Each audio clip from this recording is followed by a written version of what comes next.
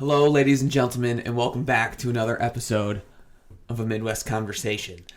Today, I would like to talk about a new bill that has been introduced and passed in the House of Representatives.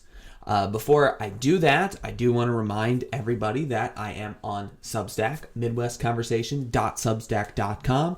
Go over there and subscribe, and you get the YouTube videos one day before everybody else. And then you also have access to other Substack exclusive pieces that I have put on there, whether they be videos or written pieces. So midwestconversation.substack.com to find that. First link in the description. Thanks. On Wednesday, May 19th, 2021, the House of Representatives passed H.R. 3233 and now moves to the Senate for further debate, rewrites, and then a vote. Now, H.R. 3233 would establish a national commission to investigate the January 6th attack at the U.S. Capitol. Now, on the surface, that sounds like a good bill idea, right? The January 6th attack was a horrific and tragic event at the United States Capitol, which is a symbol globally of democracy, right? During that attack, the gates were stormed, both chambers, the House and the Senate, were infiltrated. Members of Congress and, at the time, the sitting vice president's lives were threatened. So a natural response is to get to the bottom of how the complex was infiltrated. Except, in my view, this bill is very dangerous. And it is not the correct response. Remember, the passing of this bill would only allow Congress to establish an independent commission to investigate how this event happened. Well, we already know how the attack happened. We know who the attackers were, we know why they did it, and we know who orchestrated the attack. And on the surface level, it was a group of crazy conspiracy theorists gaslit by a sociopath and his media allies to believe that democracy was under attack. But if you look deeper at what caused those people to believe the conspiracies, or better yet, how the sociopath was elected in the first place, well, those who look on the surface will probably tell you it has something to do with racism, bigotry, white nationalism. But when you look one layer deeper, some of the surface level things, racism, bigotry, nationalism, those are there.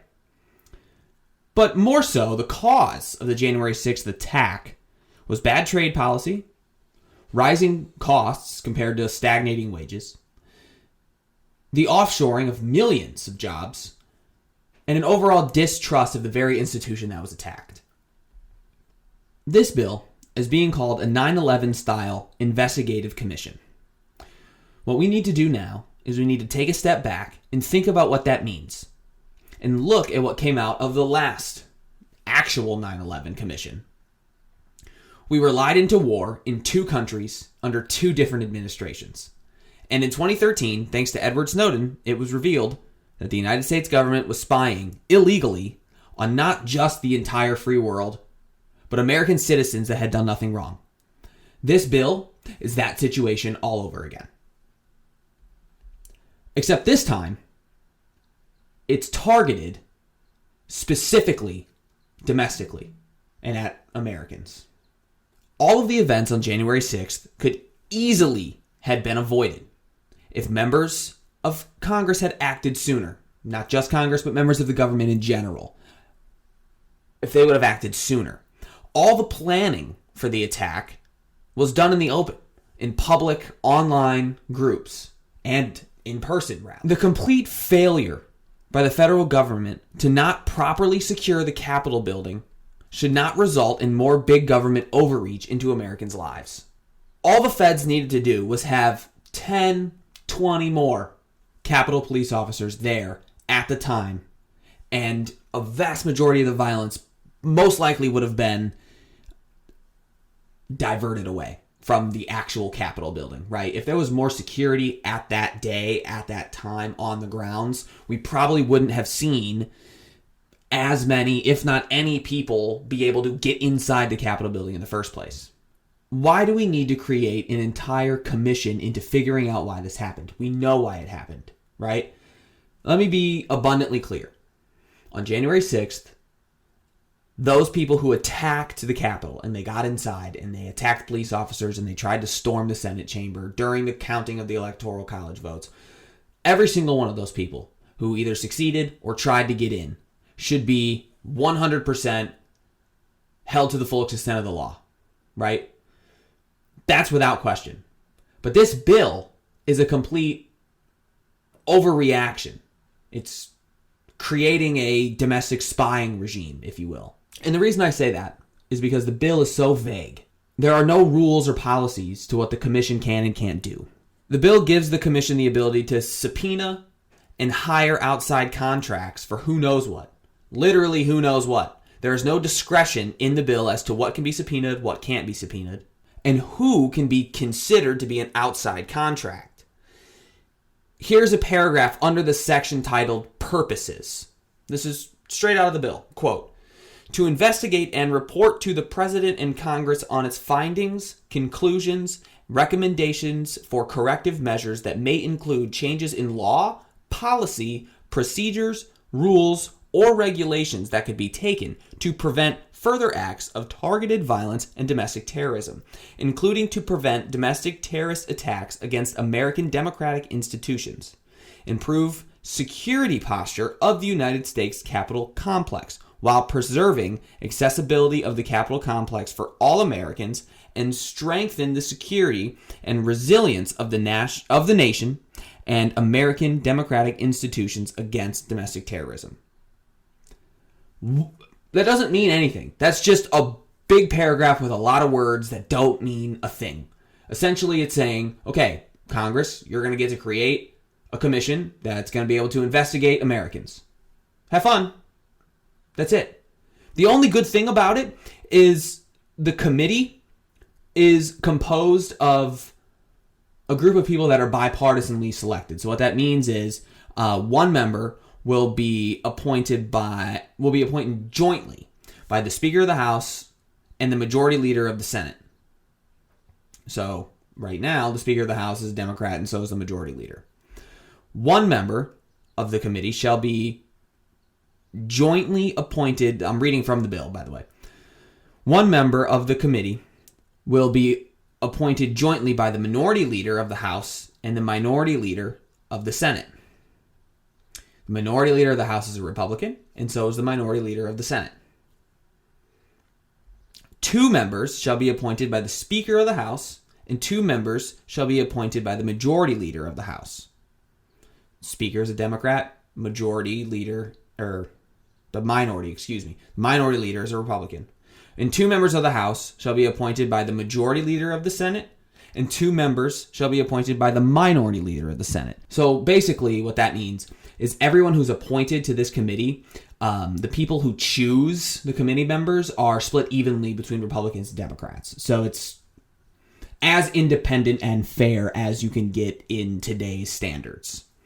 The people on the commission, while appointed by Congress, cannot be a member of the active sitting government. Sounds good. Well, not really. The people Congress must choose, according to the bill, are as follows. I'm reading directly from the bill now. In the sense of Congress that individuals appointed to the commission should be prominent United States citizens with national recognition and significant depth of experience in at least 2 of the following areas: governmental service, law enforcement, civil rights, civil liberties, and privacy, the armed forces, intelligence, counterterrorism, cybersecurity, and technology. So in normal people, simple terms, that means ex-government officials who have been working in the government before in those related categories. Are you seeing a pattern? You should be. Because it's going to be the same people who are in charge at the time of being lied into 2 wars and the conduction of mass surveillance on the entire world, including American citizens. So this bill, it needs to be blocked or significantly rewritten now that it's going to the Senate. The bill in its current form cannot pass. It is very important that it doesn't. And so essentially, the federal government needs to get its act together.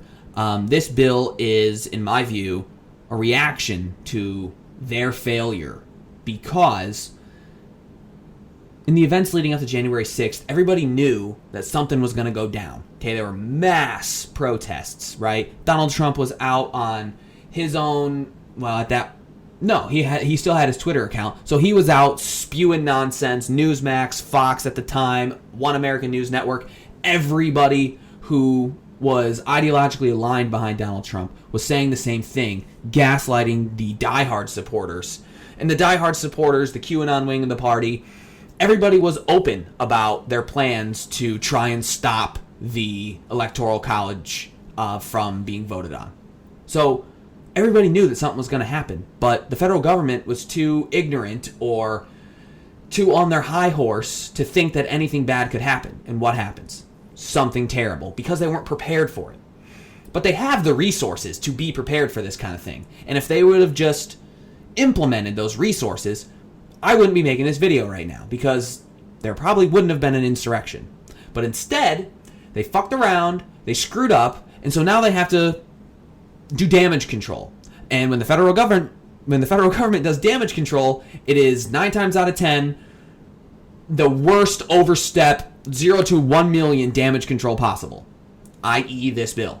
This is going to be not a investigation on how or why the insurrection happened. This is going to be a bunch of former CIA officers, former national security state officers, bullshit lawyers, figuring out a way by using the private sector and outside contracts to basically monitor chatter by Americans online and overreach their boundary when it comes to monitoring what Americans are saying and doing in their private lives. That's what this is going to be, if it doesn't change or get thrown out completely. And that's pretty much all I got to say about it. Thanks for watching this video. I hope you enjoyed. If you did, make sure you subscribe and leave a like. And yeah, I'll see you when I see you.